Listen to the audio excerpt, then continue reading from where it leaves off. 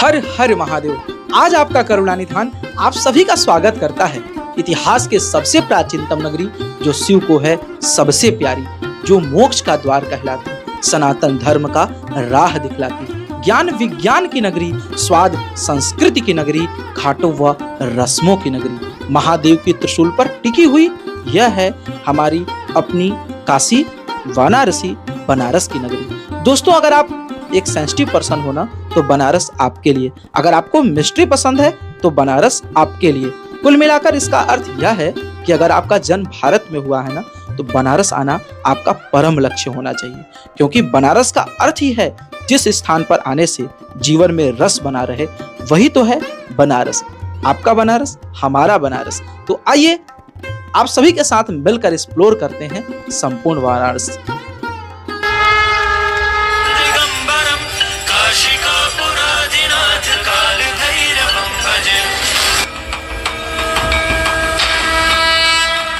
जय श्री राम, हर हर महादेव। मैं हूं आप सभी के साथ करुणानिधान पांडे। वर्तमान समय में हम मौजूद हैं काशी विश्वनाथ मंदिर के प्रांगण में, और आज आप सभी को हम लेके चलने वाले हैं आज बनारस की सैर पर। और कैसा कहते हैं ना कि भगवान की शिव शंकर के त्रिशूल पर यह काशी नगरी बसी है, और ऐसे में यह काशी विश्वनाथ जी का मंदिर, साथ ही साथ मेरे सामने की तरफ गंगा माता, और ये गंगा द्वार पे हम मौजूद हैं, बनारस में मौजूद हैं, भगवान भूत भवन भोलेनाथ की नगरी में मौजूद है। और आज आप सभी को हम कराने वाले हैं काशी विश्वनाथ जी के साथ साथ बनारस के अन्य तीर्थ स्थानों का दर्शन। वीडियो को आप सभी कहां से देख रहे हो कमेंट करके बताना बिल्कुल मत भूलिएगा। साथ ही साथ कमेंट में जय श्री राम, हर हर महादेव लिखना बिल्कुल भी मत भूलिएगा। साथ ही साथ चैनल पे नए हो तो चैनल को सब्सक्राइब कर लीजिएगा, बेल नोटिफिकेशन ऑन कर लीजिएगा, जिससे आने वाला जानकारी आपको सही समय पर मिल पाए। तो आइए ज्यादा देर ना करते हुए लेके चलते हैं first of all Kashi Vishwanath ji के मंदिर में। उसके बाद कराएंगे आप सभी को वाराणसी, यानी कि जो शिव जी की त्रिशूल पर बसी हुई नगरी है, उसकी पूरी की पूरी तीर्थ स्थलों का अद्भुत एवं दिव्य दर्शन। एक तरफ जहां आपको गंगा जी का घाट नजर आ रहा है, वहीं दूसरी तरफ गंगा जी के घाट के जस्ट सामने यहाँ पर गंगा द्वार बनाया गया है, जो श्री काशी विश्वनाथ जी के मंदिर के प्रांगण में लेकर जाएगा। चलिए आप सभी को हम इस गंगा घाट से लेके चलते हैं, गंगा द्वार से लेके चलते हैं विश्वनाथ जी के मंदिर के प्रांगण के लिए।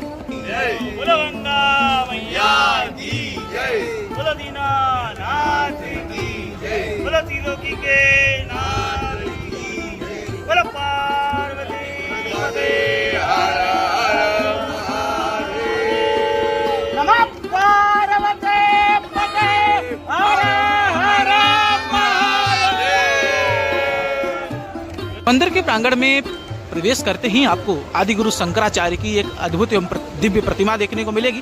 साथ ही साथ जो भी सामग्री विश्वनाथ जी के मंदिर में लाएंगे, सामने की तरफ आपको जमा करना होगा, और कुछ इस प्रकार का दिव्य दृश्य आप सभी को देखने को मिलने वाला है। और ऐसे में हम अब लिफ्ट के सहारे, जो एक्सीलेटर है उसके सहारे हम मंदिर की तरफ चल रहे हैं, और कुछ इस प्रकार की एक्सीलेटर देखने को मिलेगी मंदिर के प्रांगण में, जो हमारे भारत की यशस्वी प्रधानमंत्री नरेंद्र मोदी जी के द्वारा इसका विकास जो है वह किया गया है। जो तीर्थ यात्री हैं, जो दर्शन करने व पूजन करने के लिए विश्वनाथ जी का आते हैं, यहीं से मंदिर के प्रांगण में प्रवेश करते हैं। और मंदिर का शिखर का दृश्य आप देख पा रहे होंगे, अद्भुत है, दिव्य है। और यह गंगा द्वार है, जिसके माध्यम से अभी हम काशी विश्वनाथ जी का अद्भुत एवं दिव्य दर्शन जो है, जो पूजन जो है वह किए। इसके अलावा अगर मैं बात करूं तो मंदिर की ऊपरी पूरी जो भी शिखर हैं, उनको स्वर्ण मंडित पूरी तरीके से सोने से गढ़ा हुआ, मढ़ा हुआ दृश्य यहाँ पर आप देखने को आपको मिल पा रहा होगा। अद्भुत दृश्य है बाबा विश्वनाथ जी के मंदिर का प्रांगण का, मानो कि किसी भी व्यक्ति को अपनी ओर आकर्षित करती हो, इतना दिव्य दृश्य मंदिर के प्रांगण में देखने को मिल पा रही है। कॉरिडोर की अगर मैं बात करूं तो कॉरिडोर अपने आप में बहुत विशेष है।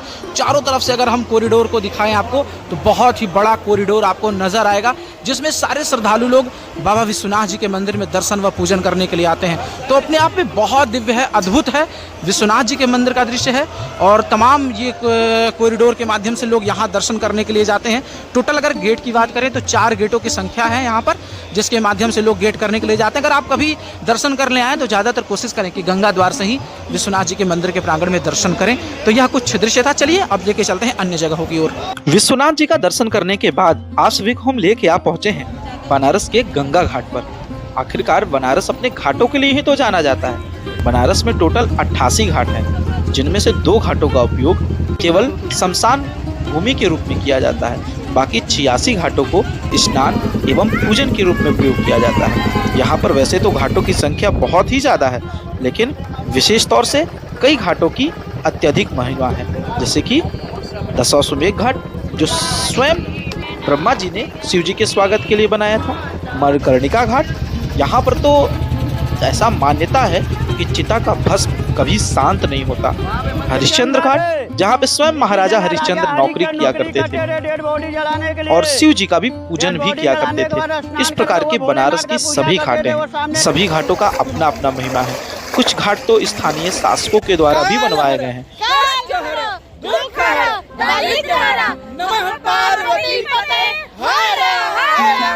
काल भैरव, ऐसी मान्यता है कि बनारस आकर अगर काल भैरव का दर्शन नहीं किया तो बनारस की यात्रा अधूरी मानी जाती है। तो आइए आप सबको भी हम लेके चलते हैं काल भैरव के मंदिर के प्रांगण में। काशी विश्वनाथ जी का दर्शन करने के बाद हम पहुंच चुके हैं यहाँ के कोतवाल के पास।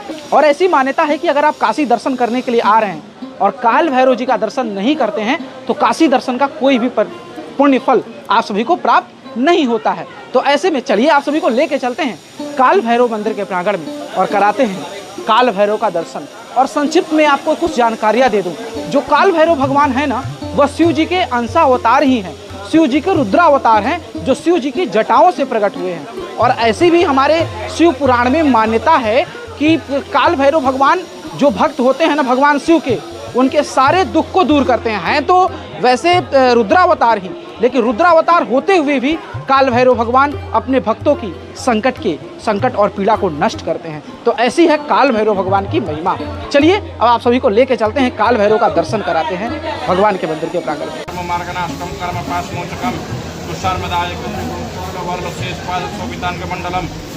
काल भैरव बाबा काशी के कोतवाल है यहाँ के।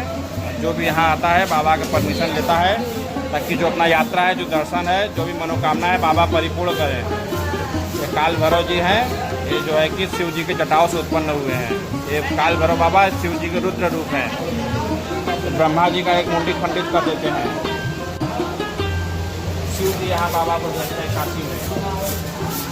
काशी में आने से उनका जो भी ब्रह्म हत्या रहता है वो ब्रह्म हत्या से मुक्ति मिलती है। यहाँ के सेनापति हैं।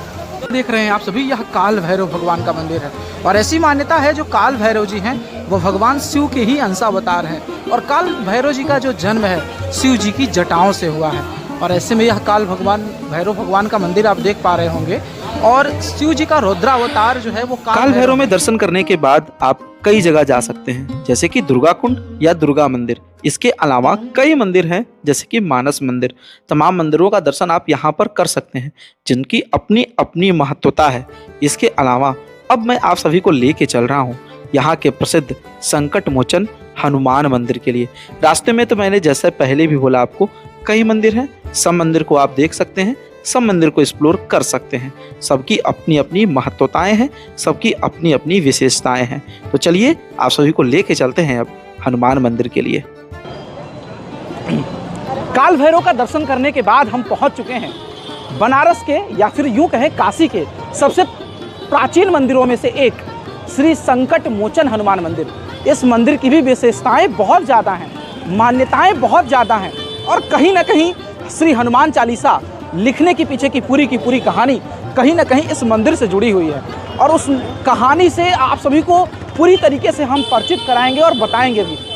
जब गोस्वामी तुलसीदास जी ने रामचरितमानस के बाद हनुमान चालीसा का लिखना का प्रारंभ किया तो हनुमान जी नहीं चाहते थे कि गोस्वामी तुलसीदास जी हनुमान चालीसा का रचना करें, क्योंकि अपनी बड़ाई नहीं करवाना चाहते थे। क्योंकि भाई हनुमान जी किसकी बड़ाई से प्रसन्न होते हैं? राम जी की बड़ाई से प्रसन्न होते हैं। तो ऐसे में गोस्वामी तुलसीदास लगभग कई बार, मैं छोटा संक्षिप्त कहानी आपको बताऊं। जब गोस्वामी तुलसीदास जी हनुमान चालीसा लिखने बैठे तो हनुमान सुबह लिखते थे, शाम को क्या होता था, वो पन्ना गायब हो जाता था।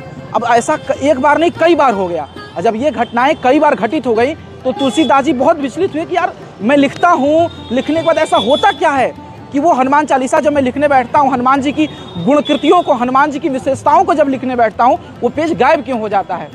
तो तुलसी घाट से आकर के यहाँ जब बैठे रात्रि में सोए तो तब उनको पता चला कि तो हनुमान जी चुरा ले जाते हैं। तब हनुमान जी ने वहाँ क्या लगाया? दिमाग लगाया। और क्या दिमाग लगाया मालूम है? क्या लिखा? श्री गुरु चरण सरोज रज। फिर उन्होंने किसकी वंदना की? श्री गुरु चरण सरोज रज, निज मन मुकुर सुधार, बर नौ रघुबर बिमल जसु। कहा ना, हे रघुवर, रघुवर के दास, यहाँ कहा आपको सौगंध है। फिर शुरू में ही क्या कर दिया, हनुमान जी ने राम जी का सौगंध दे दिया, बर नौ रघुबर बिमल जसु, जो दायक फल चार, है ना। तो ये बहुत बड़ी मान्यता है।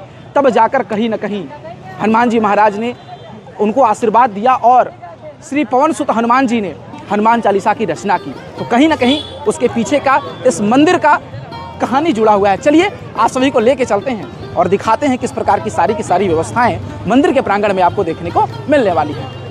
ही संकट मोचन हनुमान जी के मंदिर में प्रवेश करते ही जय श्री राम लिखा हुआ दृश्य यहाँ पर आपको देखने को मिलेगा और कहीं ना कहीं यह अपने आप में बहुत विशेष है। और हनुमान जी का मंदिर अंदर से तो दिव्य ही है।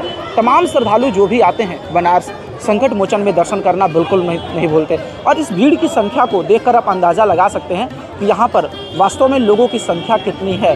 तमाम सारी व्यवस्थाएं यहाँ पर देखने को मिल जाएंगी, तमाम शॉप देखने को मिल जाएंगे। इसके अलावा तमाम यहाँ पर जो आप कुछ एक चीज़ बता दूं आपको जानकारी के लिए, मंदिर के प्रांगण में आप मोबाइल फ़ोन को नहीं लेकर जा सकते, क्योंकि अगर मैं थोड़ी दूर आपको चल के दिखाऊं तो यहाँ पर आपको बता दें, यहाँ पर तमाम जो चेक इन की व्यवस्थाएं हैं, जहाँ सिक्योरिटी चेक इन की जाती है। सिक्योरिटी चेक इन में सबसे विशेष यह होता है कि मंदिर के प्रांगण में कोई भी व्यक्ति फ़ोन लेकर नहीं जा सकता। और क्योंकि हनुमान जी के मंदिर के प्रांगण में सीधे जाकर के आप दर्शन व पूजन तो कर ही सकते हैं, लेकिन फ़ोन लेकर आप सभी को मंदिर के प्रांगण में प्रवेश नहीं कर सकते।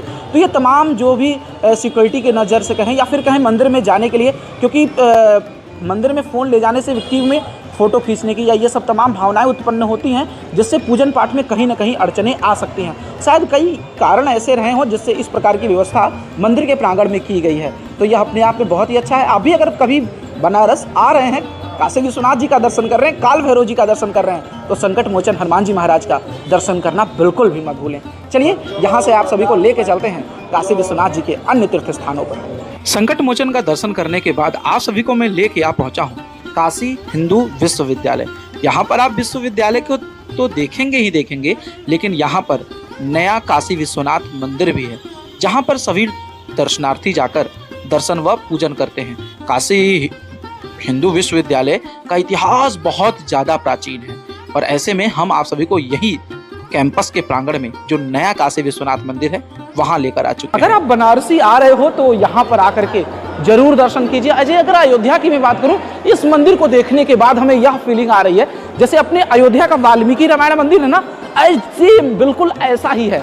हाँ, अंतर क्या है, अयोध्या का वाल्मीकि रामायण मंदिर में दोनों तरफ मतलब जितनी दीवारें हैं वहाँ पर वाल्मीकि रामायण लिखे हुए हैं, लेकिन यहाँ पर वो आर्किटेक्चर वही बनाया गया, दीवारें वही बनाई गई, स्वरूप वही प्रदान किया गया। लेकिन क्या है ना, यहाँ दीवारों पर रामायण तो नहीं लिखे हैं, लेकिन हाँ हमारे वेद के बारे में, वेद के जो वाक्य हैं वह लिखे हैं, हमारे संस्कृति के जो वाक्य हैं वह लिखे हैं। और ऐसे में देख सकते हैं तमाम वेदों का वचन आप सभी को देखने को मिल जाएगा। मैं नज़दीक से आप सभी को दिखाऊं तो आप देख पा रहे होंगे यहाँ पर तमाम चीज़ें वेद हैं, वेद वाक्य जितने हैं सारे के सारे लिए गए हैं। अब ये देख सकते हैं जैसे रुद्राष्टधाई 2 का 1 यजुर्वेद। इसके अलावा चलिए हम मंदिर की तरफ आप सभी को लेके चलते हैं और दिखाते हैं किस प्रकार से यहाँ भूत भावन भोलेनाथ जो हैं वह विराजमान है। मंदिर में प्रवेश करते हैं, इधर भी तमाम देवी देवताओं की जो प्रतिमा है वह देखने को आपको मिल जाएगी।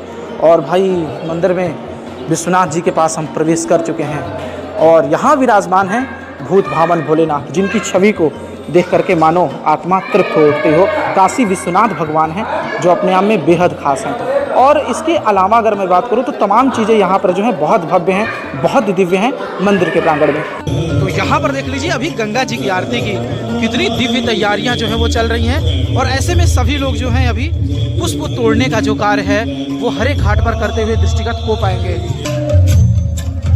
और कुछ इस प्रकार से इतनी ज्यादा संख्या में यह दशाश्वमेध घाट पर कितने लोगों की संख्या है मौजूद है, ये इसलिए मौजूद है क्योंकि अब से कुछ ही देर के बाद गंगा मैया की दिव्य आरती जो है वह चालू होने वाली है। और ऐसे में पुष्प देख सकते हैं, पूरे पुष्प को यहाँ सुव्यवस्थित ढंग से बढ़िया तरीके से सजाया जा चुका है इस गंगा नदी के तट पर। चाहे आप इधर देख लो भाई, ये तैयारियां हैं हमारी गंगा मैया के लिए इस बनारसी में। और भगवान भूत भवन भोलेनाथ की दिव्य प्रतिमा भी यहाँ पर देखने को मिलेगी। साथ ही साथ वो पुष्प मालाएं जो भगवान के पूजन में प्रयोग की जानी है वो सारी के सारी यहाँ पर आपको देखने को मिल जाएंगे। और इधर ही चाहे आप जितनी दूर तक देखो, तमाम ऊपर की तरफ दिखाऊं, ऊपर की तरफ देख लीजिए, विदेशी सभ्यता के लोग भी इस गंगा आरती को देखने के लिए यहाँ पर आते हैं, वाराणसी में आते हैं और गंगा आरती देखने के लिए लालायित रहते हैं। तो ये दृश्य आप जो देख पा रहे हो यह वाराणसी का है और तमाम तैयारियां जो हैं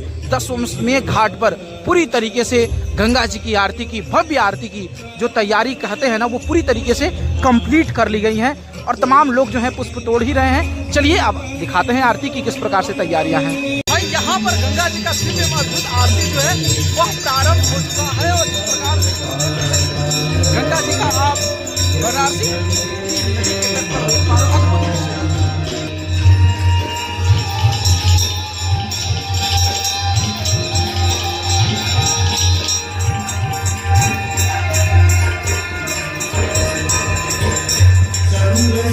अद्भुत दृश्य है।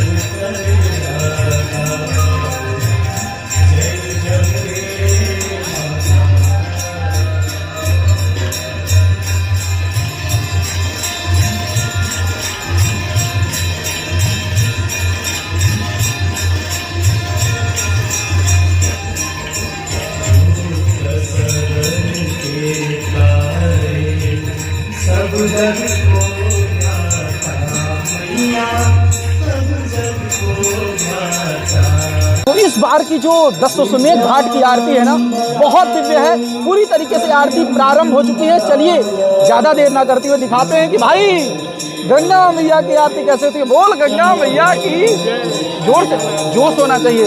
बोल गंगा मैया की जय। क्या बात है। तो गंगा मैया की जयकारे के साथ गंगा मैया की आरती देखेंगे और वाराणसी की आरती देखेंगे, बाबा विश्वनाथ की आरती देखेंगे। इस प्रकार का है हमारे इस वाराणसी धाम में। तो अयोध्या की आरती तो आपने कई बार देखी होगी, लेकिन चलिए आप सभी को दिखाते हैं वाराणसी की आरती, बाबा भूतनाथ की आरती, बाबा भूतनाथ की नगरी की आरती, महाकाल की नगरी की आरती। एक बार पुनः बोलिए गंगा मैया की जय। जिस प्रकार की दिव्य आरती भगवान भूत भामन भोलेनाथ की वाराणसी नगरी की आपको गंगा मैया की देखने को मिल पा रही है, जो अपने आप में बहुत अद्भुत है। सब जगह की आरती देखिए, लेकिन बनारस की जो आरती होती है ना, अपने आप में बहुत विशेष होती है।